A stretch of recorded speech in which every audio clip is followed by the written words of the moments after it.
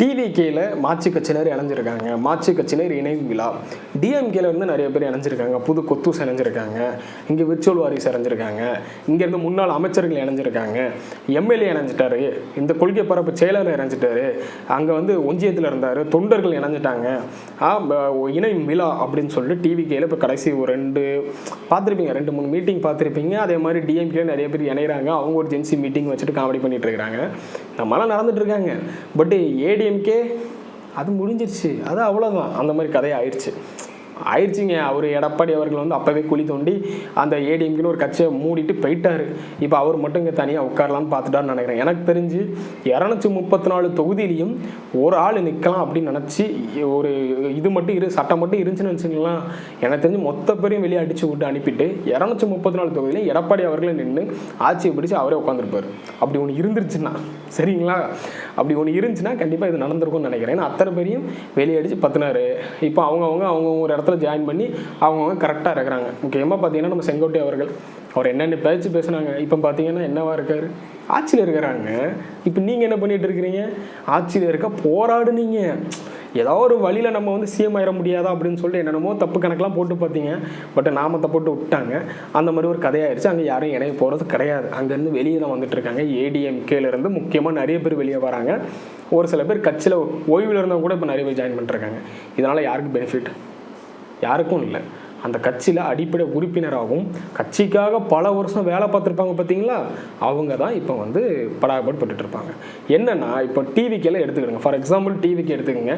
டிவிகேல முன்னாடி இருந்து இப்போ ஒரு சில எடுக்கிறாங்க பார்த்தீங்களா. இப்போ மாற்று கட்சியில் அமைச்சர் முன்னாள் அமைச்சர் ஜாயின் பண்ணாங்க, இவங்க ஜாயின் பண்ணாங்க, அவங்க ஜாயின் பண்ணாங்கன்னு சொல்லிட்டு சொல்கிறாங்களா. அவன் ஆதாயத்துக்கு தான் வந்து ஜாயின் பண்ணியிருக்கான். இப்போ டிவிகேல வந்து ஜாயின் பண்ணுறாங்கன்னா அவன் ஆதாயம். என்ன ரீசன்னா இப்போ வந்து அவங்க தான் வந்து ஆட்சியில் இருக்காங்க. அப்புறம் ஆட்சியில் இருக்கும் போதில் ஏதாவது ஒரு பெனிஃபிட் வேணும்னு சொல்லிட்டு உட்காந்துருவாங்க. ஆனால் ஏதாவது பவரில் இருக்கணும். நம்ம ஆளுங்கட்சியில் பவரில் இருந்தோம்னா நமக்கு பெனிஃபிட் அப்படின்னு சொல்லிட்டு நிறைய பேர் நினைப்பாங்க. அவங்க ஏதாவது தப்பு பண்ணுறாங்க, தப்பு பண்ணல. பட் இங்கே ஆளுங்கட்சியில் இருந்தால் அது ஒரு பவர் மாதிரி ஆயிரும். அதனால் வந்து அப்படி இருக்கணும்னு சொல்லிட்டு நிறைய பேர் இணையறக்கான வாய்ப்புகள் இருக்குது, இணைஞ்சிட்டு இருக்கிறாங்க.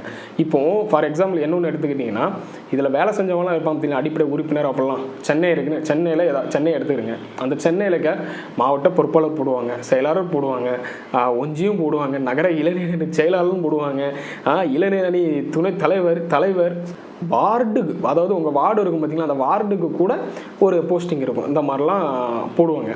இதனால பாதிக்கப்பட போகிறது பல வருஷமாக விஜய் அவர்களுக்கு வந்து தொண்டராக இருந்தவங்களும், தொண்டர் மீன்ஸ் ஃபேனாக இருந்தவங்களும், இப்போ தொண்டரில் மாறினவங்களும், அதுக்கப்புறம் இப்போ கட்சி பணிகளை செஞ்சுட்டு இருக்கவங்களும் பாதிக்கப்படுவாங்க. என்னென்னா இப்போ இவங்க வராங்களா, இவங்க வந்தவங்க என்ன பண்ணுவாங்க, எனக்கு இந்த ஒரு போஸ்டிங் கொடுங்க, மாவட்ட செயலாளர் போஸ்டிங் கொடுங்க அப்படின்னு சொல்லுவாங்க.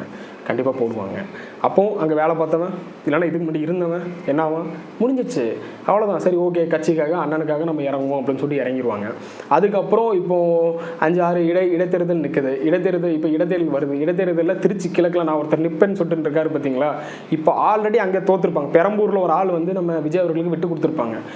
அவரும் இங்கே போடலாம். ஆனால் அது போடுவாங்கன்னு கேட்டால் வாய்ப்பு கம்மி. இல்லைன்னா திருச்சி கிழக்கில் வந்து அங்கேயும் ஒருத்தர் இருந்திருப்பார், அவரையும் போட்டு நம்ம ஜெயிக்க வைக்கலாம். ஆனால் அது பண்ணுவாங்கன்னு கேட்டால் கொஸ்டின் மார்க். ஆல்ரெடி ஒருத்தர் ஃபிக்ஸடாக ரெடி ஆகிட்டார். திருச்சி கிழக்கில் நான் தான் அப்படின்னு சொல்கிற மாதிரி. திருச்சி கிழக்கு இப்போ நான் அவரை பற்றி சொல்கிறேன்னா, இப்போது திருச்சி கிழக்குன்னு நீங்களே எப்படி ஃபிக்ஸ் பண்ணலாம்? நீங்களே எப்படிங்க திருச்சி கிழக்கு ஃபிக்ஸ் பண்ணலாம்? இது நல்லதுக்கு இல்லை. ஒருத்தர் திருச்சி கிழக்குன்னு சொல்லிட்டு ஆடிட் ஃபிக்ஸராக வாராரு அப்படின்னா, அங்கே வந்து இப்போ ஆல்ரெடி ஒருத்தவங்க சொன்னால் தெரியுமா, ஒரு ஆடை நிறுத்தினா கூட ஜெயிக்க வச்சுருவாங்க, அப்படி தான் மக்கள் இருக்காங்க அப்படின்னு சொல்லிட்டு ஒரு ஆள் பேசினார்.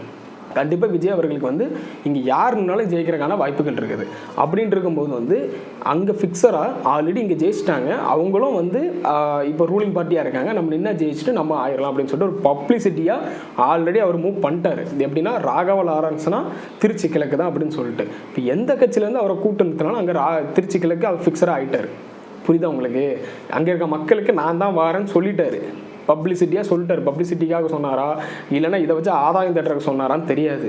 ஆனால் நல்லா நோட் பண்ணிங்கன்னா இதில் ஒரு சம்திங் ஏதோ ஒன்று இருக்குது. அவர் தான், அதாவது நான் விஜய் அவர்களை சொல்லலை, ராகவ லாரன்ஸ்ட்டு ஏதோ சம்திங் இருக்குது. அதுக்கு நான் இருக்குது ஒரு வீடியோ ஒன்று போடுறேன். இப்படி அவர் ஃபிக்ஸர் ஆகிட்டார். அப்போ அங்கே வேலை பார்த்தவங்களாம் அவங்க ஒரு பொறுப்பாளர் இருப்பாங்கல்ல, அவங்கள நிற்க வைக்கலாம்ல, ஏன் நிற்க வைக்கல அப்படின்னு ஒரு கொஷின் வரும். புரியுதா? அதனால் உள்ள சலசலப்பு வரும். ஏற்கனவே 10 எம்எல்ஏ வெளியே போகிறாங்க, அதிருப்தியில் இருக்கிறாங்க, அப்போல்லாம் பேசிகிட்டு இருக்கிறாங்க. அது எனக்கு தெரிஞ்சு அது இல்லைன்னு நினைக்கிறேன். ஆனால் வெளியே அப்படி தான் சொல்லிட்டு இருக்காங்க, எம்எல்ஏலாம் வெளியே வர்றதா இருக்காங்க. அது வாய்ப்பே கிடையாது. நீங்கள் இன்னும் வரைக்கும் இந்த உருட்டிகிட்டே இருங்க, அவதூறு உருட்டிகிட்டு. அதே மாதிரி பார்த்தீங்கன்னா இப்போ 5 இடத்துல வந்து அடுத்த பை எலெக்ஷன் வரப்போகுது. அப்போ அந்த இடத்துல ரிசைன் பண்ணவங்க எல்லாமே இப்போ இங்கே தான் வந்து ஜாயின் பண்ணியிருக்காங்க, டிவிக்கில் தான் ஜாயின் பண்ணியிருப்பாங்க. நிற்க போகிறது அவங்களே தான் நிற்பாங்களா, இல்லைனா அவங்களுக்கு செகண்ட் நிறைய இடத்துல பார்த்தீங்கன்னா செகண்ட் வந்திருக்காங்க டிவிக்கு, இல்லைனா அவங்க நிற்பாங்களா அப்படின்னு கேட்டிங்கன்னா கண்டிப்பாக ஜெயிச்சவங்க தான் நிற்பாங்க. அது வந்து ஒன்றுமே சொல்ல முடியாது. பட் இங்கே என்ன ஆகும்னா, ஆல்ரெடி நம்ம ஒரு போஸ்டிங்கில் இருப்பாங்க, இவங்க புதுசாக ஜாயின் பண்ணிட்டு ஒரு போஸ்டிங் கேட்பாங்க. அப்போ அந்த தொண்டர்கள் அடிபட ஆரம்பிப்பாங்க. தொண்டர்கள் மீன்ஸ் நான் யாரை சொல்கிறேன்னா, அவங்களோட ஃபேனாக 20-25 வருஷமாக போஸ்டர் ஓட்டினாவே எல்லாருமே அடிபட ஆரம்பிப்பாங்க. இதை இவங்க எப்படி எடுக்க போகிறாங்க? இப்போ ஒருத்தன் உள்ளே ஜாயின் பண்ணுறாங்கன்னா சும்மாலாம் இருக்கிறதுக்கு ஜாயின் பண்ண மாட்டான். அதுக்கு நான் சும்மாவே 2 பேரும் வந்துடுவான். ஏதாவது ஒரு போஸ்டிங் கேட்பான், இல்லைனா ஃப்யூச்சரில் ஏதாவது எம்எல்ஏ போஸ்ட்டு கேட்பான். இது நிறைய தோற்ற இடத்துலலாம் டிவிகளை நின்றுருப்பாங்க. அப்போ அவங்களுக்கு என்ன பதில் சொல்ல போகிறாங்க? இவங்க வந்து நிற்பாங்க, எனக்கு தாங்கன்னு சொல்லிட்டு நிற்பாங்க. இதெல்லாம் என்ன எப்படி ஃப்யூச்சரில் என்னமா ஆக போகுதுன்னு சொல்லிட்டு பொறுத்திருந்து தான் பார்க்கணும். இதனால் பெனிஃபிட் யாருக்குன்னு பார்த்தீங்கன்னா, புதுசாக உள்ள ஜாயின் பண்ணுறவனுக்கு மட்டும்தான் பெனிஃபிட்டை தவிர, நீங்கள் காலங்காலமாக கட்சிக்காக நிற்கிறீங்கன்னா அது வாய்ப்பே கிடையாது. இதே தான் டிஎம்கேல வந்து இது முக்கியமாக நடக்கும். நீங்கள் டிஎம்கேல பார்த்தீங்கன்னா நிறைய பேர் மாற்று கட்சியில் வந்து நிற்பாங்க, அவங்களுக்கு ஒரு போஸ்டிங்கை போட்டு விட்ருவாங்க, இவங்க தொண்டர்கள் அடி. டிஎம்கே பொறுத்த வரைக்கும் கேட்டிங்கன்னா, டிஎம்கேல சாதாரண தொண்டர்கள் யாருமே நிற்க முடியாது. ஆனால் டிவிக்கே அதை மாற்றிச்சு. பட் நீங்கள் திரும்பவும் மாற்றினதை திரும்பவும் டிஎம்கே மாதிரி பண்ணாதீங்கன்னு தான் நான் சொல்கிறேன். பண்ணிங்கன்னா நீங்களும் டிஎம்கே மாதிரி மாறிடுவீங்க. தயவு செஞ்சு அதை பண்ணாதீங்க. உங்களுக்கு இப்போ தோற்ற இடத்துல அடுத்தது எலெக்ஷன் வருதுன்னா ஆல்ரெடி நின்றவங்களே நீங்கள் நிற்க வைங்க. ஏன்னா அவங்க வந்து இத்தனை வருஷம் அவங்க பின்னாடி நின்றுருக்காங்க அப்படின்னு சொல்லும் பட்சத்தில் அவங்களுக்கு நீங்கள் நஞ்சு காட்டுறது நீங்கள் ஆல்ரெடி காட்டிட்டீங்க. பட் இதை இன்னும் காட்டுங்கன்னு தான் நான் சொல்கிறேனே தவிர வேறு எதுவுமே கிடையாது. ஏடிஎம்கே பற்றி பேசுகிறதுக்கு அங்கே ஒன்றுமே கிடையாது. மற்ற கட்சியை பற்றி பேசுகிறதுக்கு ஒன்றுமே இல்லாத மாதிரி ஆகிப்போச்சு. அப்பப்போ ஒருத்தர் இப்போ புதுசாக ஒருத்தர் வந்திருக்காரு, ப்ரோன்ட்டு. எனக்கு தெரில, இப்போலாம் வந்து ஜென்சி ஆகணும்னா ஜென்சி வந்து யாருனாலும் ஆகலாம் மாதிரி ஆகிப்போச்சு. எனக்கு தெரிஞ்ச 30 நாட்களுக்கு ஜென்சி ஆகுது எப்படி அப்படின்னு சொல்லிட்டு ஒரு புக்கே எழுதலாம் போல். அப்படி தமிழ்நாட்டு நிலவரம் மாறி போச்சு. நீங்கள் இதை பற்றி என்ன நினைக்கிறீங்க அப்படின்னு சொல்லிட்டு கீழே கமெண்ட்ஸில் கமெண்ட் பண்ணுங்கள். அடுத்த வீடியோவில் பார்க்கலாம். பாய்.